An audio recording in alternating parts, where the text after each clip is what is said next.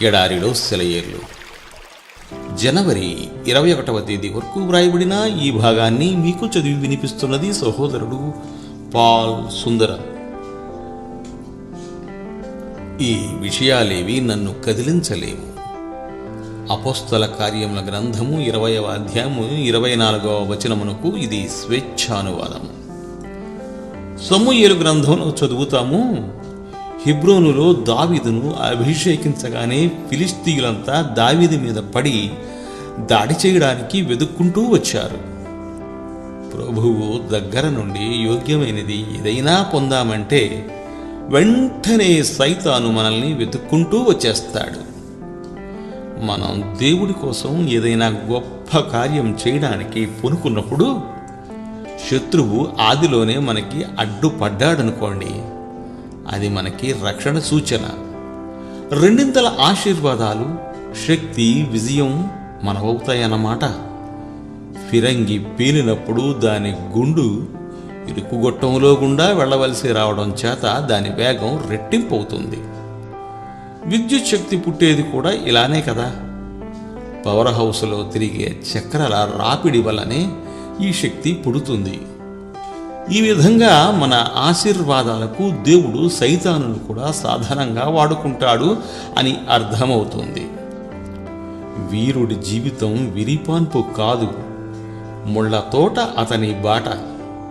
మహనీయుల నివాసాలు చెరసాలలే, పెనుగాలులు తగిలేది నేరుగా తెరచాపకే. విజయానికి బాటలే కష్టాలు. లోయదారి గుండా నడిచి వెళ్తే రాజబాట వస్తుంది కదా. గొప్ప విజయాలన్నింటి మీద కష్టాల ముద్ర కనిపిస్తుంది. కఠినమైన మూసల్లోనే కిరీటాలను పొతపూసేది. దుఃఖపు గానుగలు నలగకుండా ఎవరికీ ఘన విజయం రాదు. చింతాక్రాంతుడైన యేసు నుదుటి మీద కలతల చారలతో హెచ్చరించాడు, ఈ ప్రపంచంలో మీకెన్నో ఉపద్రవాలు వస్తాయి అని. ఈ మాటలు అన్న వెంటనే ప్రశస్తమైన వాగ్దానం వచ్చింది. అయితే భయపడకండి, నేను లోకాన్ని జయించాను అని.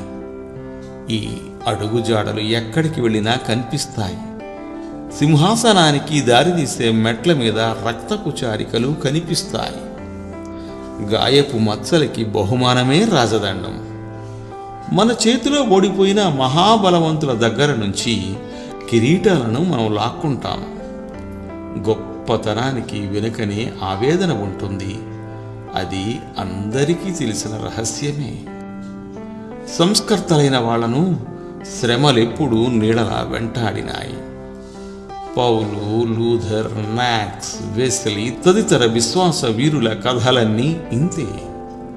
వాళ్ళు కీర్తివంతులు కావడానికి వాళ్ళు ఆపదలు బాట మీదుగా నడిచి వచ్చారు. శాశ్వతంగా నిలిచిపోయిన పుస్తకాలన్నింటినీ వాటి రచయితలు తమ రక్తంతో రాశారు.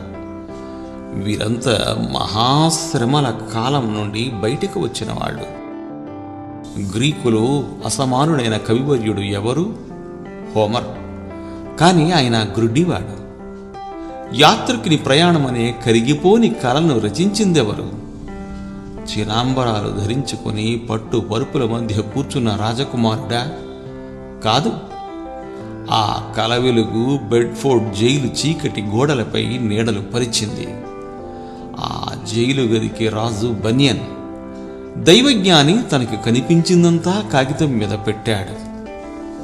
విజేత గొప్పవాడు.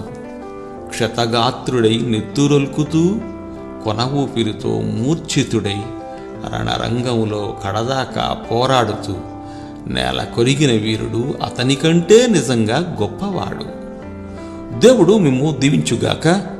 ఆమేన్.